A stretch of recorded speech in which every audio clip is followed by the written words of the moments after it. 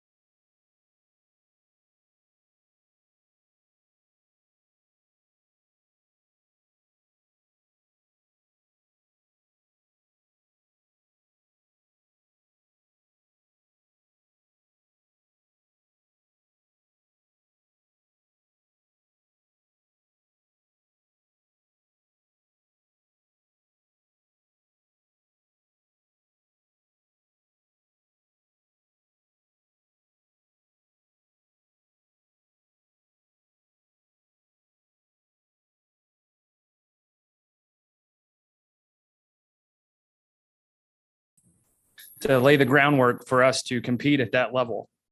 Congressman Comer is returning to Washington after a week in the district.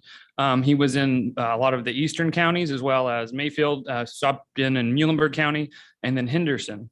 Congress is expected to consider more support for Ukraine while they're up there. There's also a push for more COVID relief.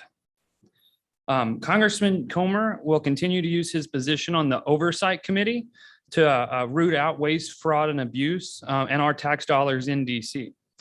This will include ensuring that the unused COVID funds are spent first and spent wisely, and also that Ukraine aid will go to those that have our best interests and isn't being wasted. He recently went to the southern border, and if you want his full report on what it was like down there, he encourages you just to go talk to your local law enforcement.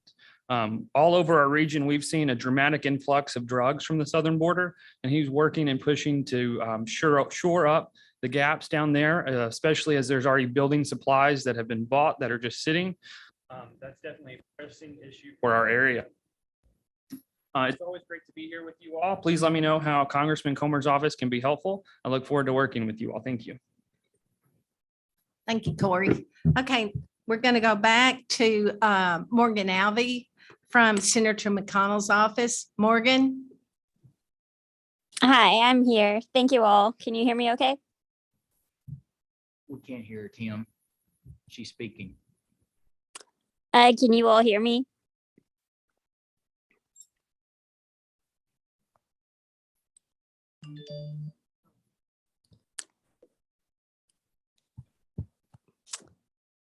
Can you all hear me? We got you. Got it. Okay, great. I'll be brief. Last week, just one quick legislative item that I'll mention. Last week, the Senate Environment and Public. We got you. Got it. Okay, great. I'll be brief. Last week, just one quick legislative item that I'll mention.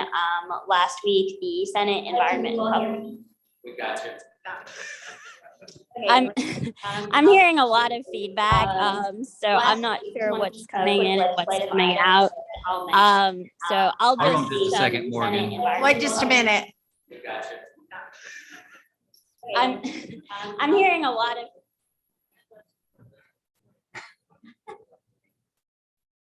of. Okay, Morgan, sorry about that. Okay, how about now? Good. Good. Okay, perfect. I'll be brief. Just one quick legislative item I'll mention. Last week, the Senate Environment and Public Works Committee approved the Water Resources Development Act, or WRDA, which contains a lot of Senator McConnell's priorities related to Army Corps and inland waterways projects. There's several in there across Kentucky and a few across West Kentucky, most notably supporting the Asian carp eradication efforts, along with the expedited completion of the Kentucky Lock Addition project, among some other waterways priorities. That legislation now goes to the full Senate. If anyone's interested in further details on that, please let me know. The only other thing I would mention is our office has been getting quite a few requests lately for letters of support for various grant applications. So if anyone has any competitive federal grants that they're applying for, please don't hesitate to reach out to us. In most cases, we can provide letters of support for those applications. So just let me know if you're interested in receiving a letter of support for any applications you may be submitting. That's all I have. But as always, thanks so much for having me, and don't hesitate to let me know if our office can be of assistance. Thanks. Okay. Thank you, Morgan. Okay, next we'll go back to Jason Hassert with Senator Paul's office. Jason. Hello, it's good to be here. Senator Paul was in Todd County just last week, and he's very excited about the expansion of Novelis aluminum in Guthrie. It's definitely a great opportunity for the state, and the senator, again, just wants to continue to work on allowing business to thrive and not having federal regulation or extra stipulations put on them. And he continues to want to work on that in Congress. As Morgan mentioned, with the WARDA Act, Senator Paul had language in the act to focus on small harbors, specifically language directing the Secretary of the Army Corps of Engineers to focus on small harbors with dredging and other maintenance. The senators heard from many groups on the Ohio, Mississippi rivers about small harbors not getting the attention that the large ones do, and hopefully this will help correct it. Thank you for the opportunity to speak, and Senator Paul is also happy to help on any letters of support for road projects or other grants in that nature. Thank you. Okay, thank you, Jason. And next we'll move on to Chris Freeland, Representative Chris Freeland. Hello, thanks for having me today. Not too much to report as long as until May primaries are over. It's hard to get some of these elected officials to focus on much right now, but I'm just kidding. But still seeing some fraud in our area with the cleanup efforts and rebuilding efforts with the tornado impacted areas. And I don't know if Judge White's experiencing any of that in Lyon County. It seems like it's mostly in Graves County and Marshall County where we're seeing most of it. Also in the state budget, of course, we just finished up the session on April 15th, and some good things for the district. We got some extra funding for broadband, and also some of the barriers that the co-ops and Spectrum were facing, some of the internet companies were facing. We got some of those remedied. And some of the water projects, there's about $250 million for local water projects that will be in the budget. And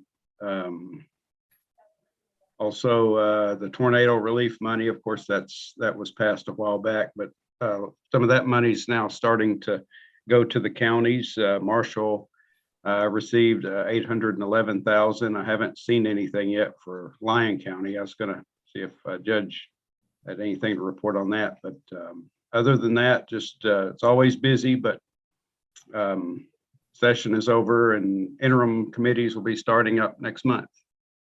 Thank you. Thank you. Okay, next, Alex Cottle with Governor's Office, DOG. Yes, good afternoon, everyone. Sorry I couldn't be there in person. Just a couple of quick announcements. The Lieutenant Governor was in Trigg County the week before last to announce the last of the current clean water projects. So every county in the Pennyrile has received those announcements, and certainly congratulate all our mayors and judges and the PAD staff for working so hard on those applications. Recently, also, the governor announced the Land and Water Conservation Fund awards, and nearly $400,000 in those grants came back to the Pennyrile region. So kudos to you all on that. And wanted to say thank you to Jason as well for helping us with the tulip bulb project. Jason may talk about that a little more later, but First Lady Brittany Bashir decided to donate the tulip bulbs from the Capitol to our tornado affected counties. So appreciate Jason and his staff for helping to distribute several thousand tulip bulbs in the coming weeks and months. But thank you all very much, and we're available to answer any questions anytime if you ever need anything. Thank you, Mayor. Thank you. Okay, Doug Taylor.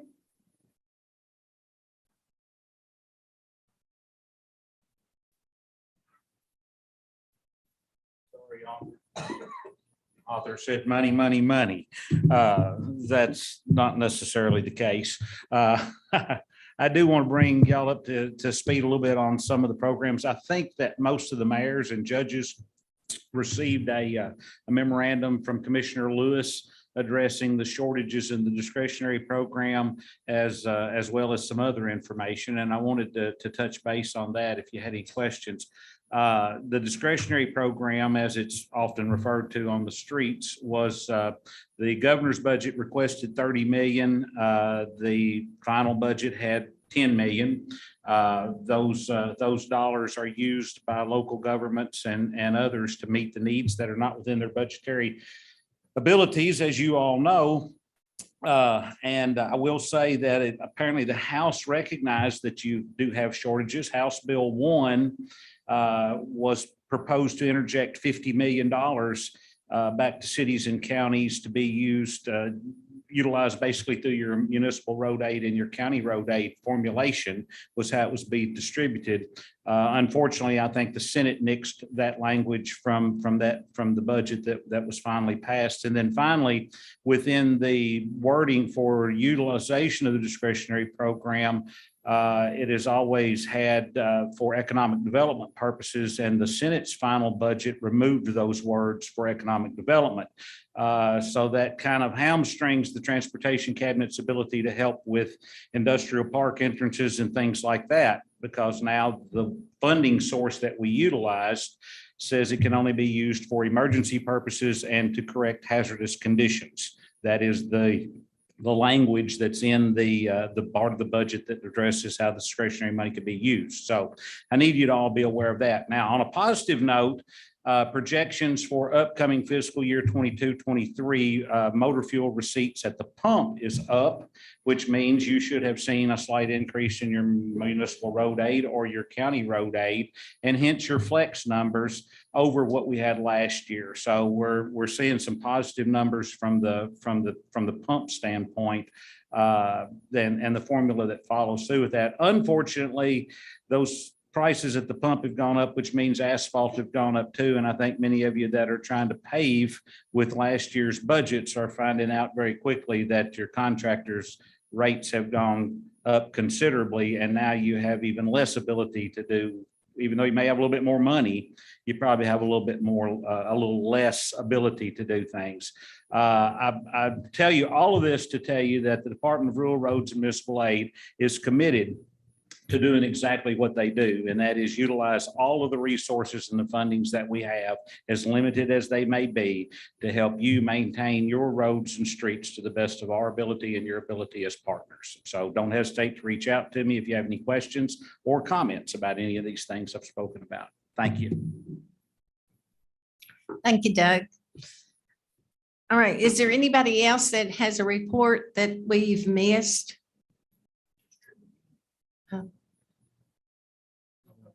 Oh, yeah, Judge Tribble. I've got Mayor Jared Thatcher to be there in the city of Fayette. This is the first time here.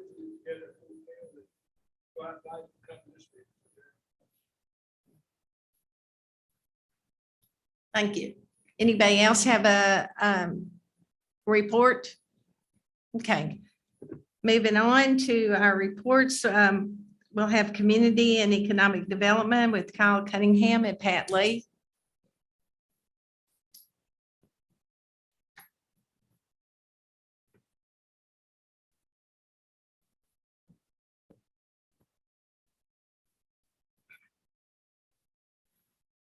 Well, it's been a little while since I've stood at the mic here. It's been on Zoom probably for the last couple of years, and I haven't had an opportunity to speak, but definitely am thankful for the face-to-face contact, and I think I would much rather do this than have to fool with a Zoom. I think we're all about tired of that. But I wanted to give a quick update on the Pennyrile Hazard Mitigation Plan. This is our 5-year update for the plan. When I say we, I say Pat. Where's Pat? I owe that woman so much of my time right now. I'm sure she's probably got some yard work or landscaping for me to do at her house, but about a year and a half ago, we started on this journey to update the Pennyrile Hazard Mitigation Plan. A lot of involvement with updating tables and maps and meeting with our communities. This includes everybody. This includes public involvement. It includes judges and mayors, emergency management officials. So we're trying to work hard on that to get that ready for adoption for all of our communities and our cities and counties. We have 33 cities and 9 counties, and all of you all are included in this plan. We want to make sure we don't miss anything, leave anybody out. I know there's a lot of different projects and risks that everyone is experiencing. A lot of it is the same kind of stuff. I know obviously we've had the the worst tornado in our state's history back in December. We've had a couple of ice storms since then. We've had sinkholes with land subsidence. We've even had a landslide in the community of Catawba that shut down a road for a few days, maybe in a couple of weeks. So there's a lot that's happened in the last 5 years. And so what this plan has done is included a lot of the storm events of the past 5 years, but it's also cumulative, where we also have the storm events going back as far back as the records are kept. That includes anything from tornadoes, severe storms, winter storms, flooding, flash flooding, things like that. But again, about 1.5 years ago, we started on this update process. Probably 8 months ago, we sent our little SOS signal to our superhero back there, Miss Pat Lee, and she's been gracious enough to come back and help out with a lot of the updating of the tables and the maps. Within the last 5 years, we've had new FEMA flood plans or floodplain maps. Pat has gone out and found some new critical facility layers to include in our vulnerability and our risk maps with flooding. Again, I mentioned the storm events database. So what we want to do with all of this data and with your all's input is to look at the mitigation strategies. It's kind of the blueprint to reduce loss in your communities. The planning process, it's an open public involvement process that is essential to development of an effective plan in order to develop a more comprehensive approach to reduce the effects of natural disasters. And again, it just includes everybody. So what we need to do, there's been a situation come up in Crittenden County. I'm sure many of you all have other risk and projects that we need to get incorporated into this plan. So I will need your all's help, especially the judges, Judge Tribble, Judge Whitfield, and work with some of your mayors and some of your community leaders, emergency management folks to make sure that we don't miss anything, that we have everything we need documented in the plan. I do want to point out that, and Tim has it up here, the plan, we have a draft currently on our website. You should see this on the homepage, and it'll scroll. You can either scroll yourself or it'll eventually scroll over to the document, but you can click on the link and it pulls you to this page. There's a table of contents that'll guide you to the page numbers, and you can go through that. I will say anything in red text is an item that hasn't been updated yet. But we'll be working to fill out the rest of the tables that we need, and some of those we'll have to do when we meet with you all in your counties. So if I missed anything, Pat, anybody, Amy, what we will do once this plan is finalized, we'll get the plan back to you all, kind of a final draft, and then you all will have to pass a resolution adopting the plan. And then FEMA will approve that once all of our 33 counties or 33 cities and 9 counties have adopted the plan. And with that, that's about all I had. I'll take any questions or comments. And this is on the website for you to comment as well. So feel free to add anything. You can call me, and if you want a project on there, we can discuss that. All right. Thank you.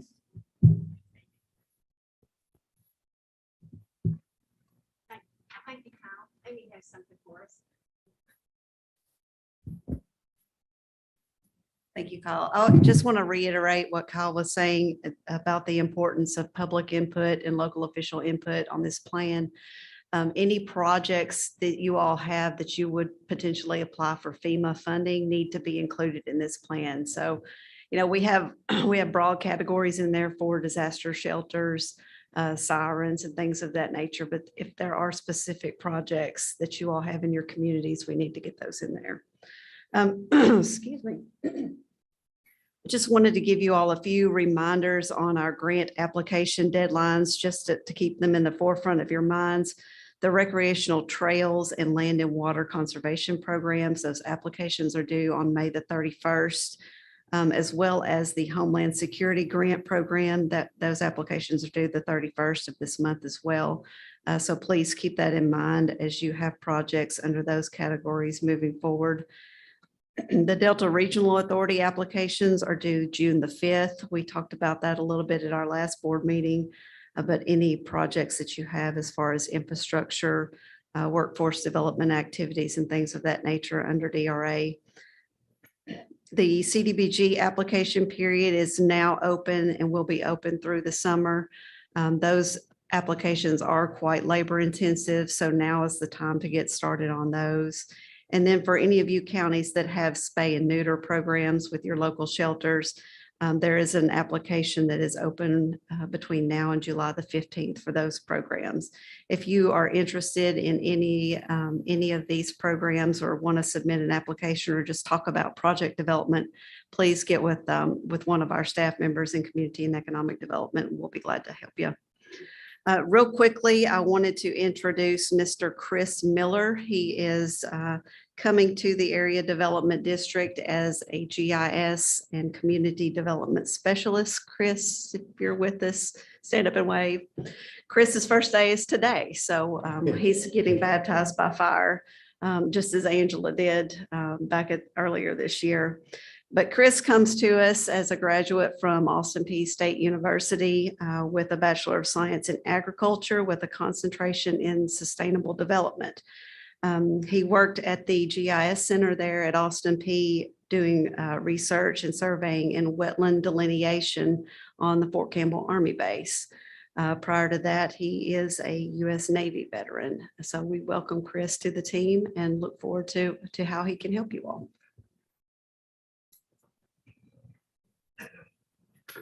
Thank you, Amy. Okay, next we'll have Workforce Development, Sheila Clark. Sheila?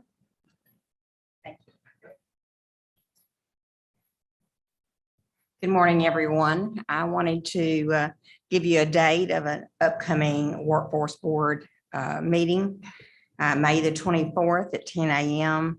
It will be a virtual meeting. We'll be reviewing a lot of information with you regarding our career centers. The Career Center certification process is underway, and we'll have a first round of information to share for the two comprehensive sites, the Hopkinsville site and the Paducah site. And we'll be working to try to get the partner signatures. If you're one of our partner agencies, we'll be talking to you. And your staff should have been a part of meetings that we've been having for about the last couple of weeks on this topic. So that's something that we will see on that agenda. The other thing that we'll see on that agenda is our youth proposals. We received 4 youth proposals this year, in the Youth Review Committee, headed by Mr. George Radford, had a very difficult time. Statewide, the state received a little over $1 million less in youth money than in previous years.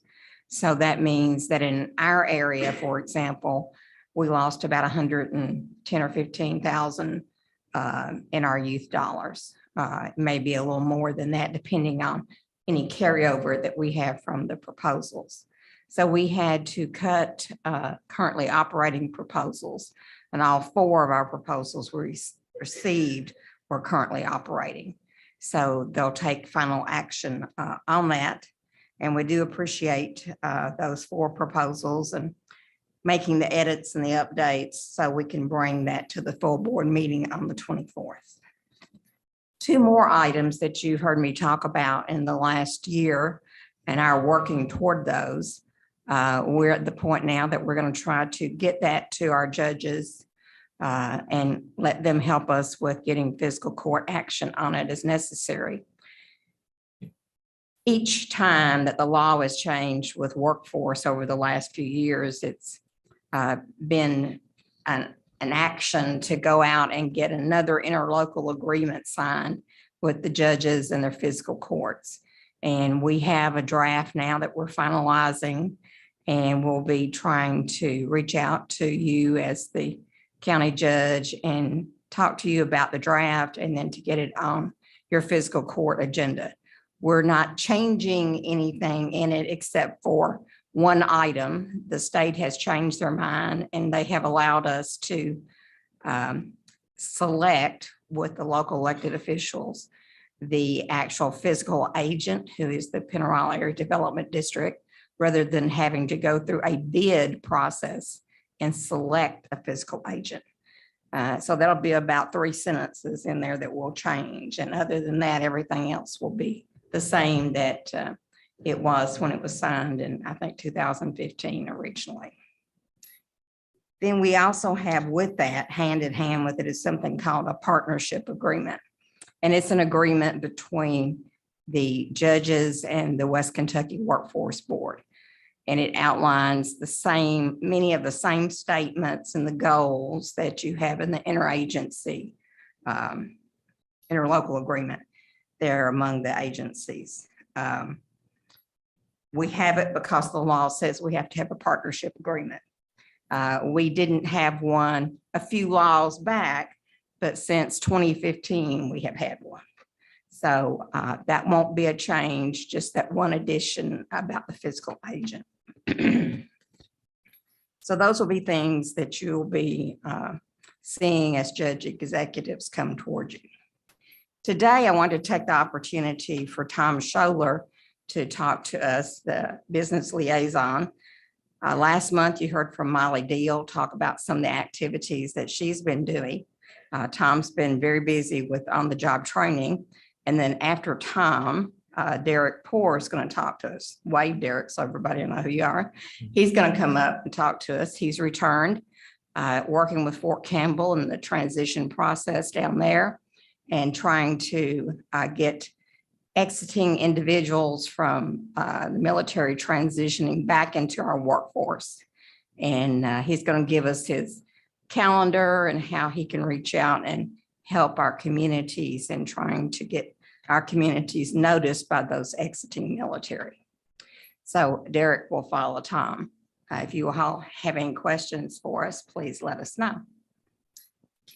Tom? Thank you, Sheila, Madam Chairman, or Chair Substitute, I guess. Good afternoon. I don't want to take a lot of the time, but as Sheila mentioned, we want to give you an update on business services in our area here.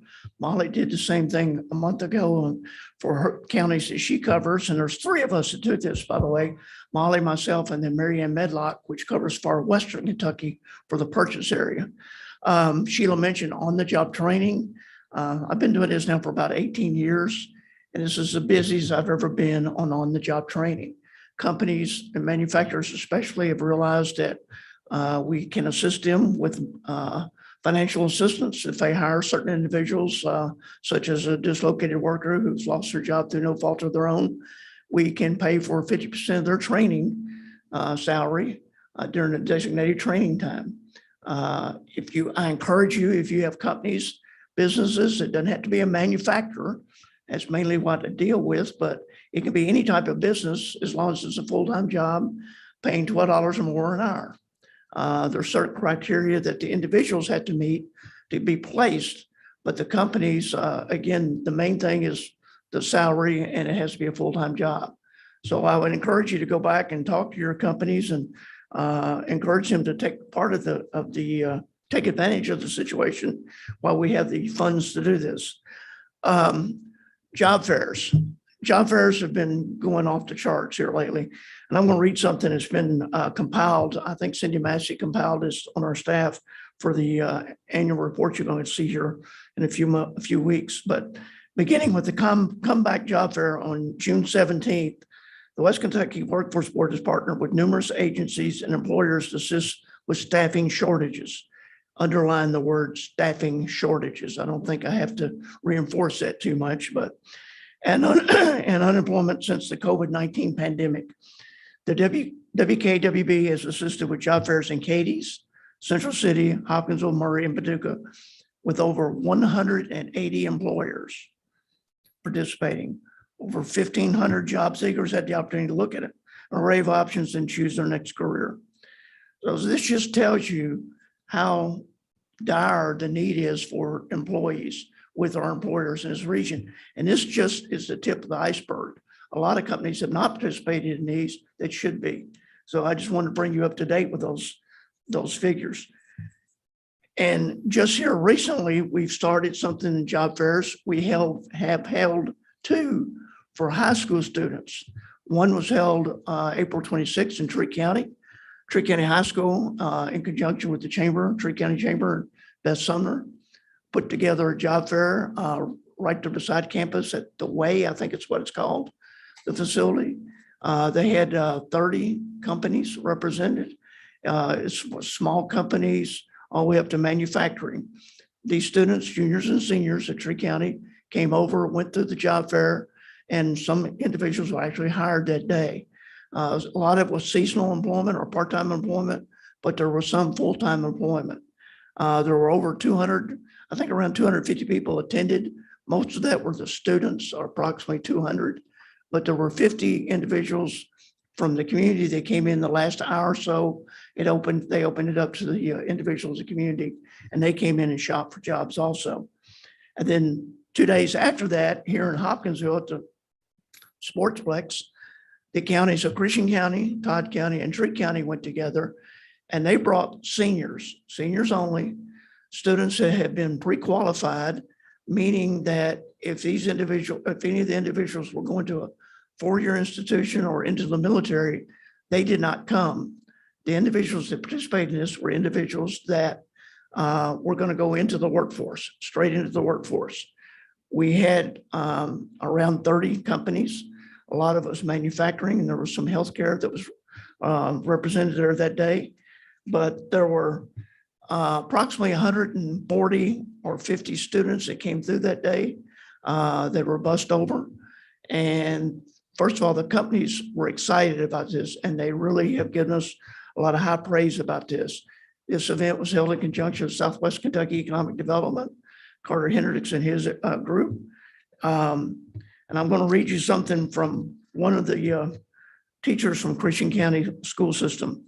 I just had a student walk into my office and state that Commonwealth Agri-Energy contacted him yesterday to follow up with him after his attendance at the job fair. They hired him on the spot.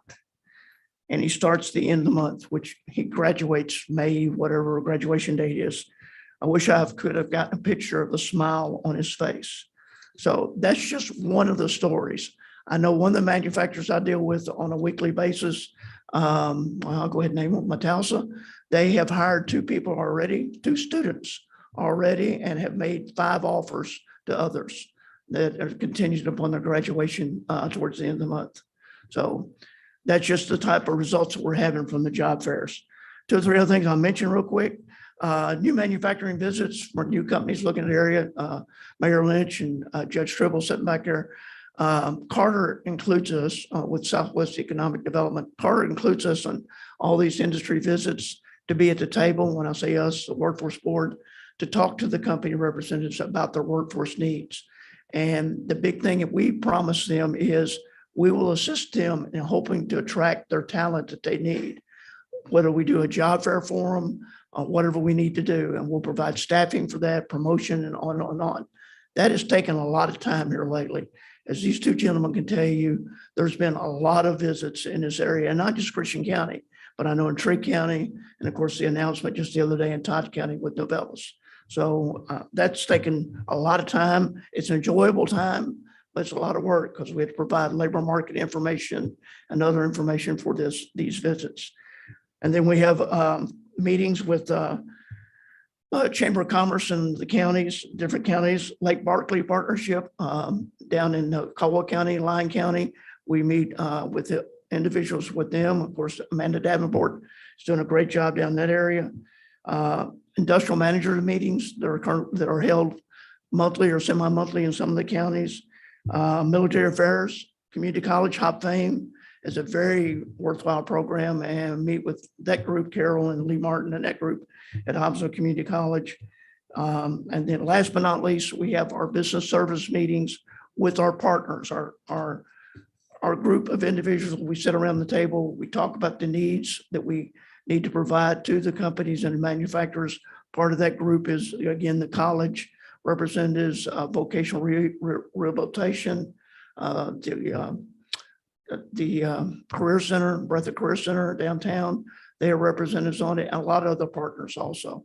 So subject to any questions, that's pretty much my report, unless Sheila has something else I need to say. She's nodding her head no. Do I have any questions? Derek, the floor is yours.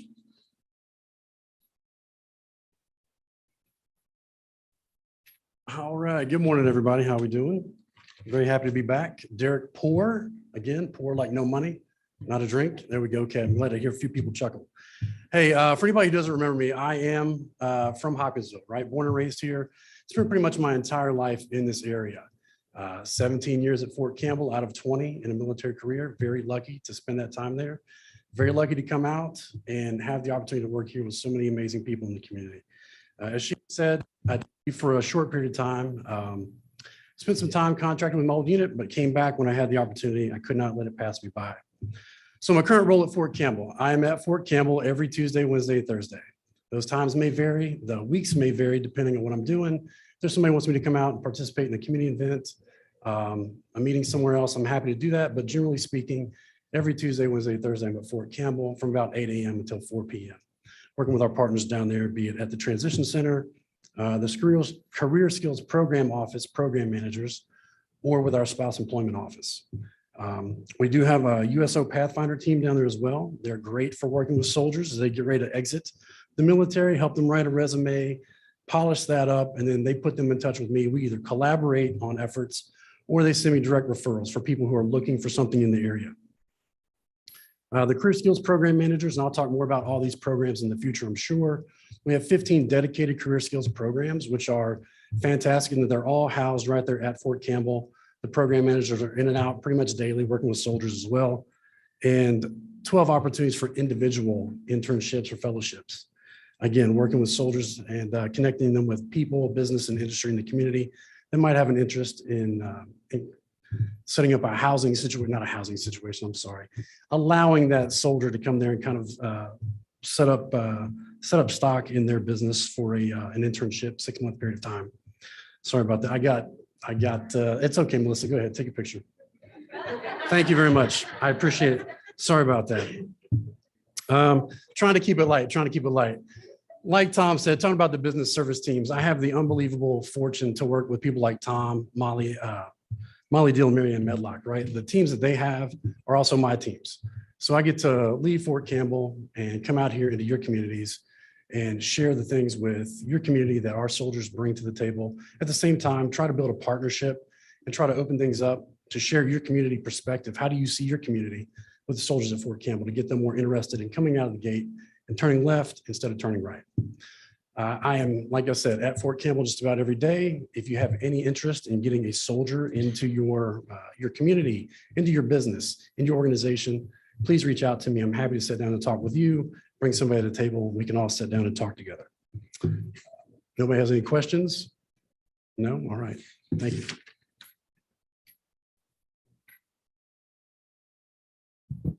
Okay, thank you. Thanks for the reports. As you can see, there's a lot going on here. New business, like to report the monthly code of ethics report. There is no report. And now Jill Collins will introduce our guest speaker. Jill. Good afternoon. So we're going to have a guest speaker this afternoon that's going to provide some training to the board. The training that we're going to talk about today is a requirement through the Department for Aging and Independent Living for our aging contracts. But our speaker today is Steve Jones. He's going to join us via Zoom. Steve is a native of Hazard, and he embodies the spirit of service to others. Steve has spent 28 years in higher education, encouraging students from all walks of life to follow their dreams. As a first-generation college student, Steve knows the importance of dreaming of a better life.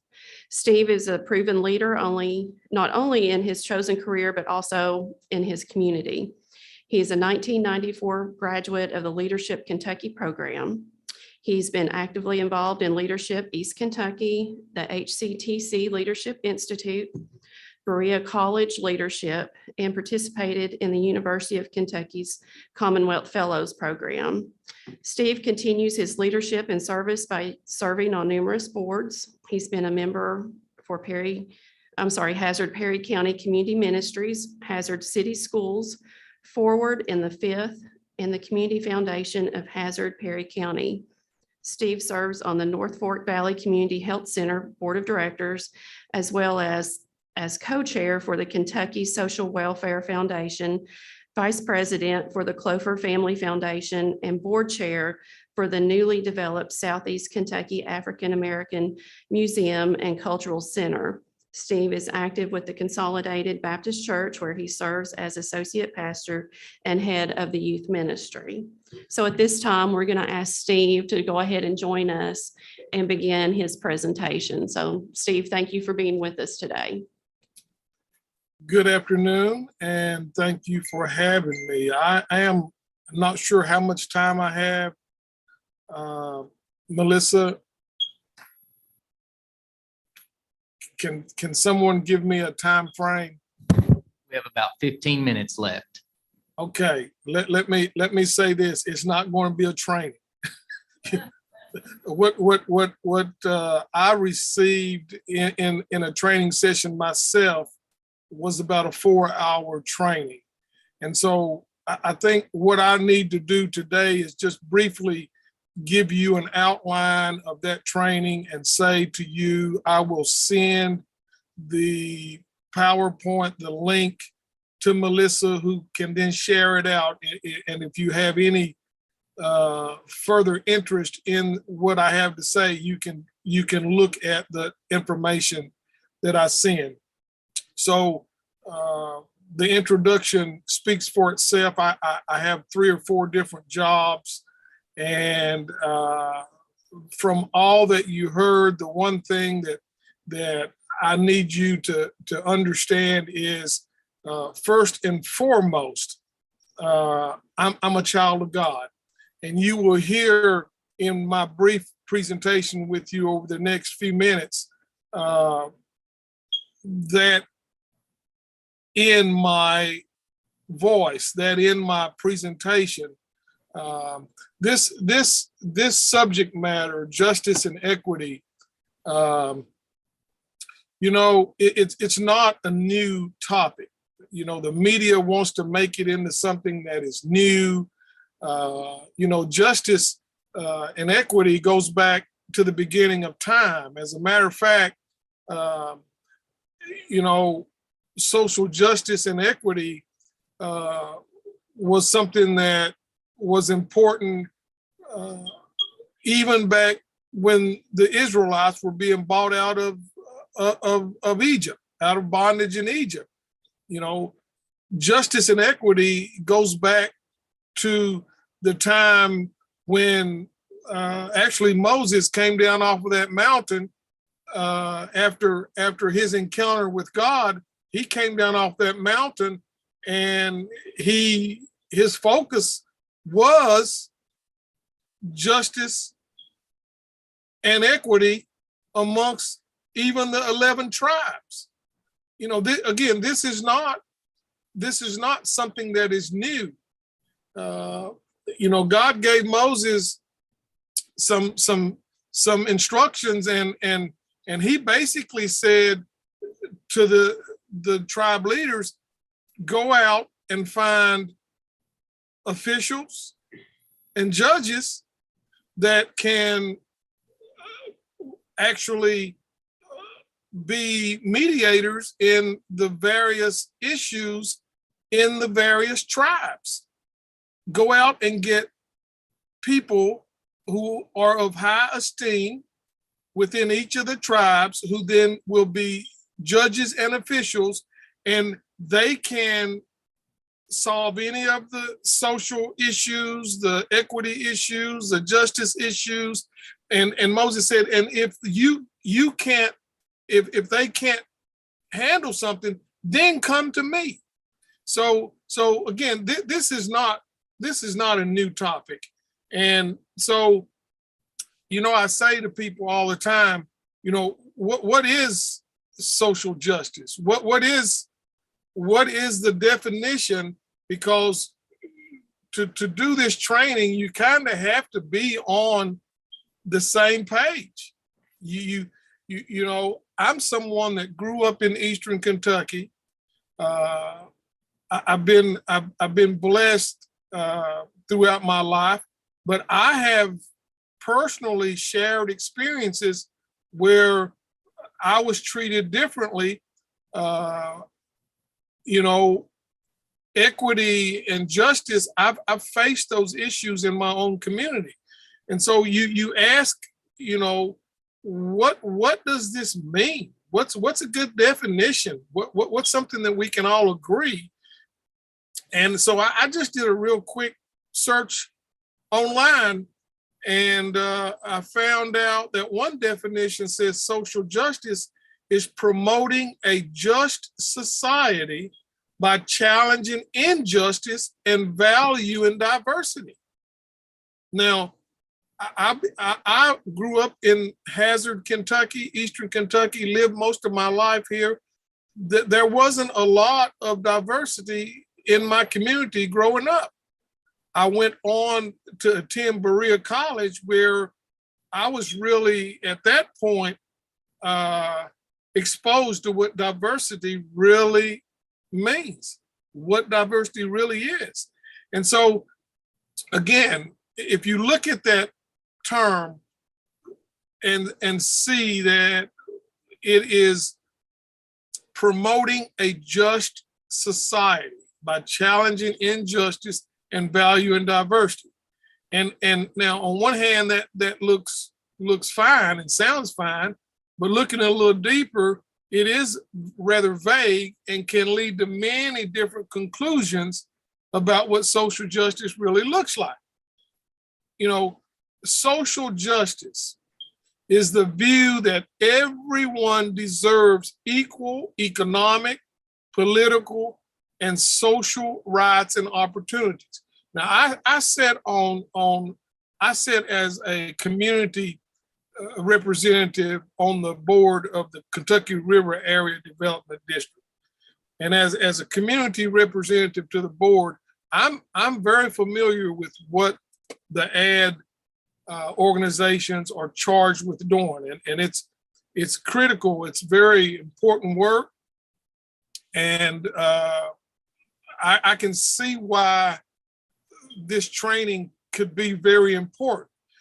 Let me say, I'm not here to judge anyone. I'm not here to change anyone's mind about how they see justice and equity. I'm just here to provide you with a really brief, a little 10-minute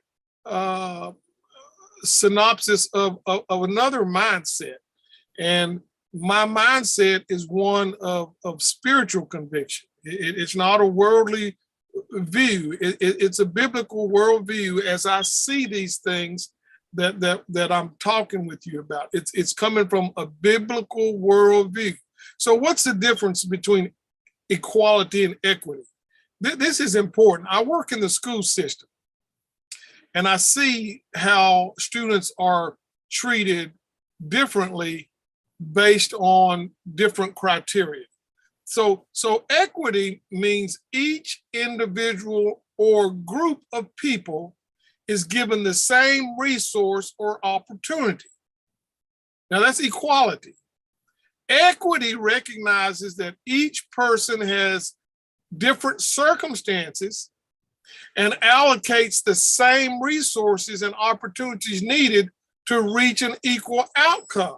So equity, when we talk about equity, we have to take into consideration some individuals or groups of individuals actually need more resources to allow them to get to the level of an equal outcome. So again, these are all terms that I would spend a lot of time on in a real training.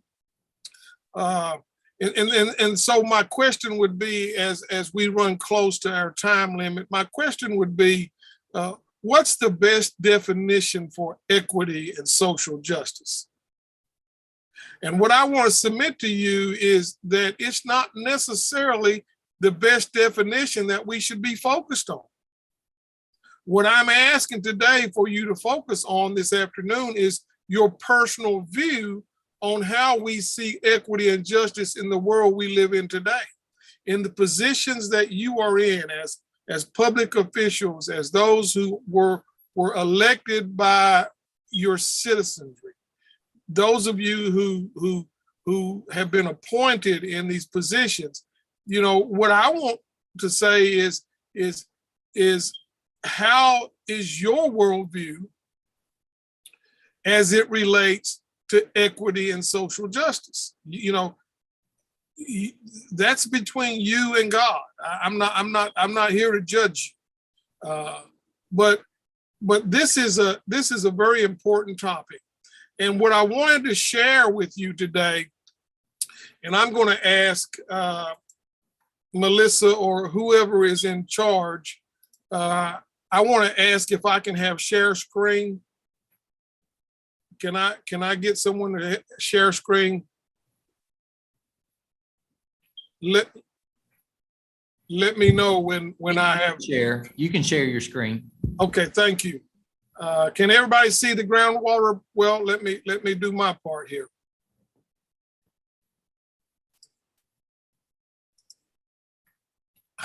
Host disabled participant screen sharing. Let's see.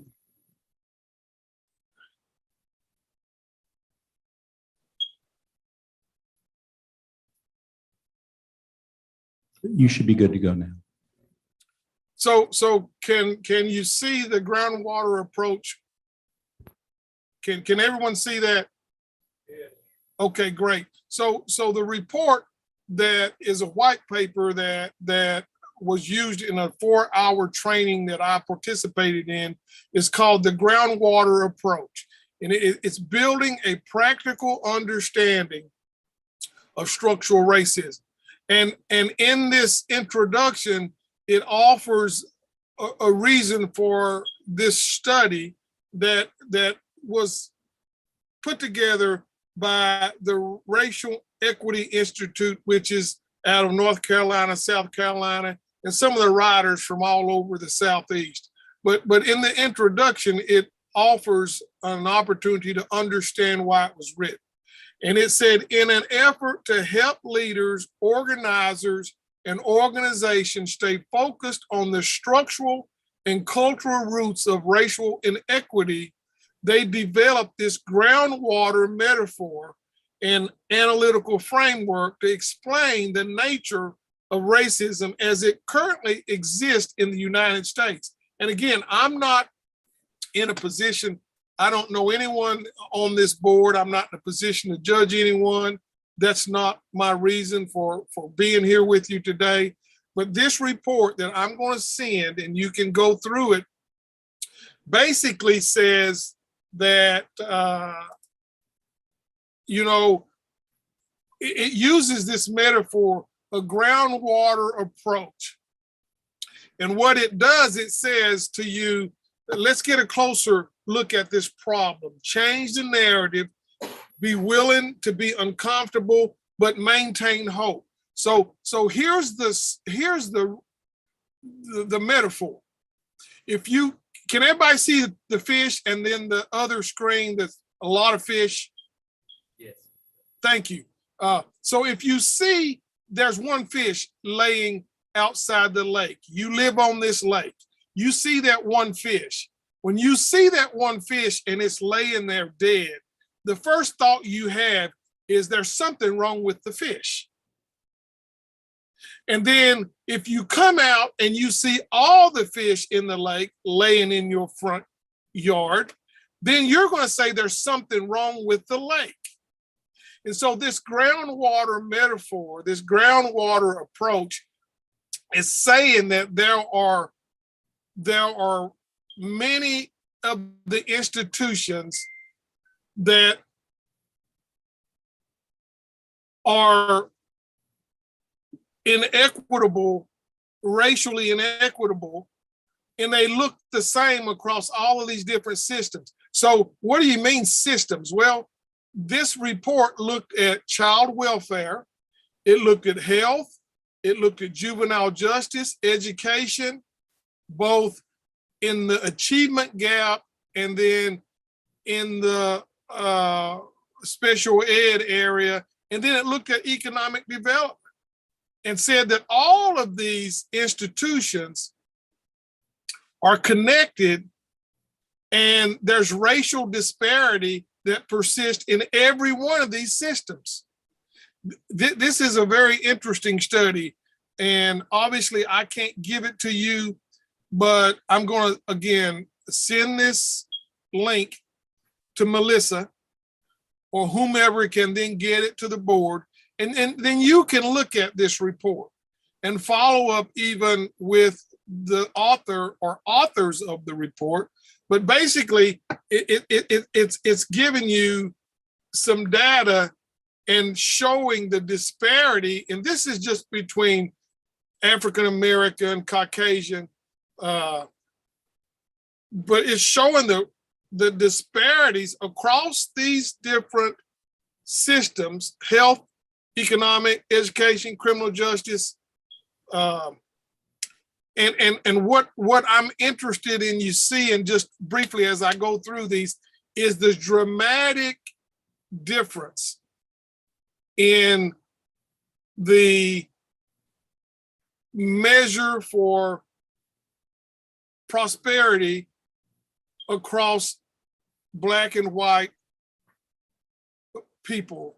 And I don't know about your community. I know how it is in Eastern Kentucky, but you see there's a great disparity when it comes to education and criminal justice. And I was very happy to hear some things that you're doing with youth in your communities, because I work with youth in my community. But this is across the board. This is in North Carolina. This is in Indiana. Again, these huge disparities between education and juvenile justice. This is in Texas. It seems like health is the leading disparity between Black and white in Texas. And on and on. Again, education and criminal justice in Massachusetts. So you'll get a chance to see this report. And it's my hope that you will find it interesting. And again, I'll end with this. Racial inequity looks the same across all of those systems that we talked about. African Americans are 2.3 times more likely to experience infant death. They're 1.9 times more likely to die of diabetes. This is the health end of it. Education, 1.5 times more likely to be below proficient. Suspended in K-12, 3.7 times more. And then down here at the bottom where it talks about business, 5.2 times more likely to be denied a loan. That's an SBA loan. 1.7 times more likely to own a home through an SBA loan. I think what this report just shows is there are still a lot of inequity in our systems across the United States of America. And again, someone that has shared experiences that I wish I could share with you because I don't have time. I do appreciate the time that you've given me just to give you a tip of this. And maybe your thinking might be changed, and maybe it won't be. That's not up to me. We all are going to have to answer at some time for the positions that we've been placed in. And I just want to challenge the board to remember those who are less fortunate, those that have been left out of the economic development in our communities, and those who are trying to be pulled up by these systems to just to do all we can to bring all of our citizenry along, all of the communities in our service areas, try to bring them all along and try to help everyone to have a better life. And so, again, I don't know if Melissa's on here, but thank you, board, for allowing me to share with you some thoughts. And I would like to, if ever given an opportunity, come back and meet with you in person, or just have another opportunity to engage with you. So thank you again for allowing me to be here.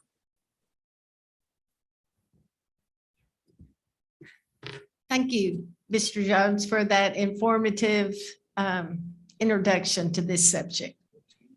Okay, now, Jason. Thank you, Madam Chair, and appreciate you filling in today. You've done a great job. Probably what she doesn't remember is that she's in training, because in about 7 months, you're going to be taking over things. So you're doing great.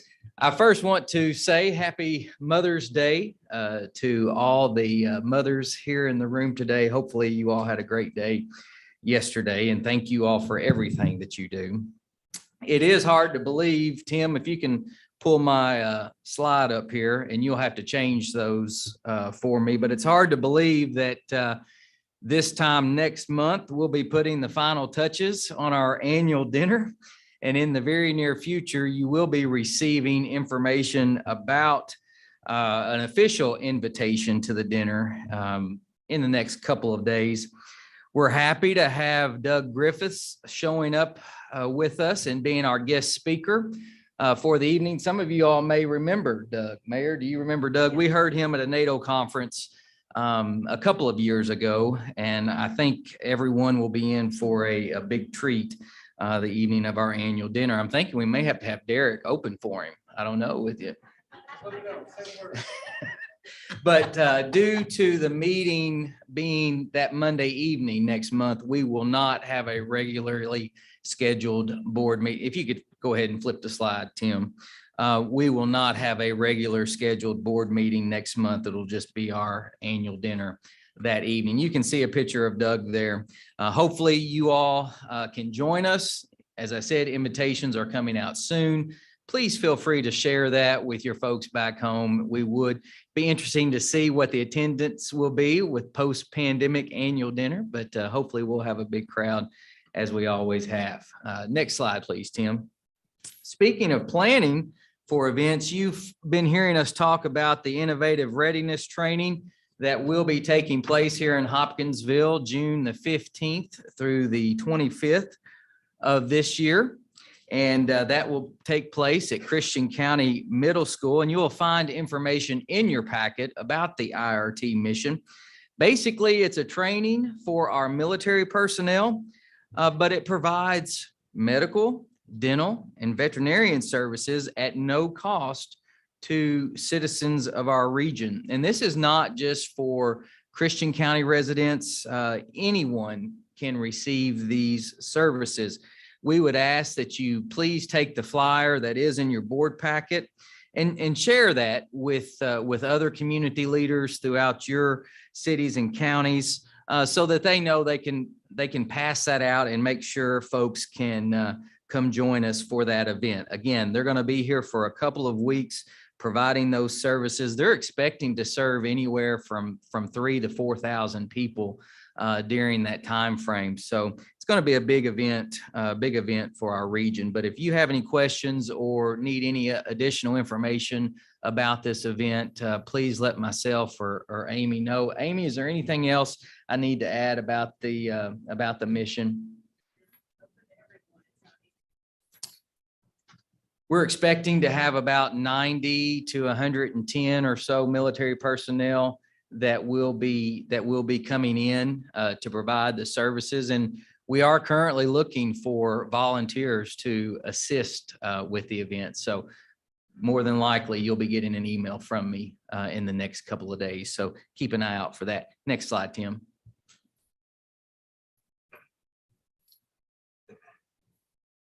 Each week, NATO sends out a publication titled NATO News, and I hope that you all take the time to read through that information. And there's typically a lot of good information in those emails. But this past week, I did want to draw your attention.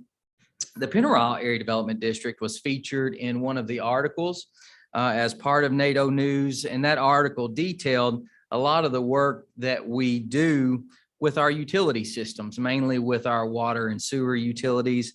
And take a look if you already haven't, but I'm extremely proud of the work that we do on a daily basis with assisting our utilities, and a huge thanks to NATO for putting that information out about the Pennyrile Area Development District. Next slide, Tim. And then finally, I just want to mention, you all have probably seen the emails from me regarding the board member survey that we are conducting. We would like as many people as possible to complete that survey. So we're already getting a lot of good feedback in. I don't believe the survey takes very long. It's about 12 questions. But we really want to use this opportunity to make sure that we are meeting the needs that your communities have. And so please complete those questions. Chris Sutton, most of you all remember Chris. He's actually going to be contacting many of you all to have just a one-on-one conversation about many of these topics that are in the survey, and just sit down with you and get some, again, like I said, one-on-one feedback. So, Madam Chair, that's all I have. I would remind you, those that are in the room, if you would make sure you sign the attendance form on your table. Those that are attending via Zoom will need to get you signed in as well. But if there are no questions for me, that's all I have today. Any questions? Thank you, Madam Chair. Okay. Does anybody have any other business I'd like to bring before the board before we dismiss? If not, need a motion to dismiss this meeting. Jack?